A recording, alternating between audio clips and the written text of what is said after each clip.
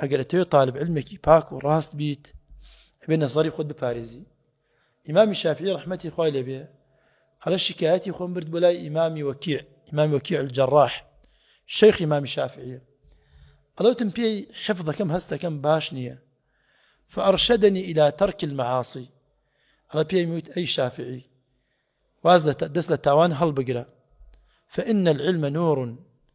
ونور الله لا يهدى لعاصي علم نورا ونوري خوايا جورا ناي بخشي بكسيك تاوان بار بيت بش لخوا بيت لخوا جورا أخي بيت ونظري حرام بكات وزور لخوان كاركان لأن ما زور أخوانين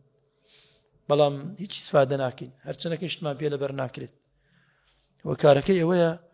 ڕاستە زۆرە خوێنێ بەڵام نەزەری حرامی شەکات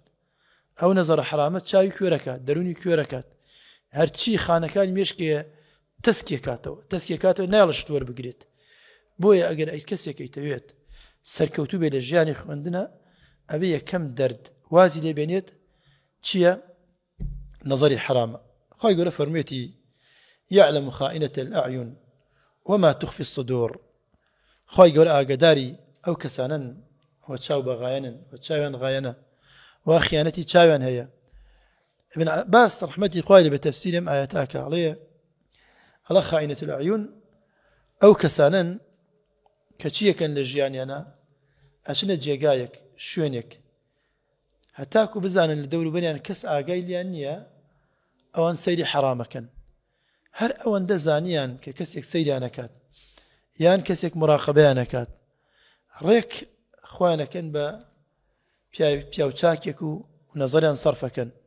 واتە ئەچێتە ماڵی خەڵکیەوە ئەچێتە شوێنی وا کە ئەزانێت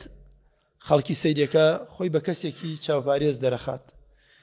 کە کەسی چاوی کەسی لێوە دیار نەبوو بە کەیفی خۆی تەماشاکات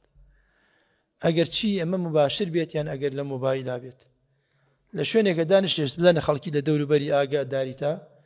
مۆبایلێکا بەسەر شتی چاک هەر کاتێک کە زانی کەس لە دەوری نێتەختە ناخۆیەتی شەو درەنگێکە بە تەنهایە لە شوێنێکی چۆڵەوانیە بە کەیفی خۆی چای خۆی بەرەڵا ئەکا فەرژینی خایم لە ڕوتان بێت وە سەیری حرامەکە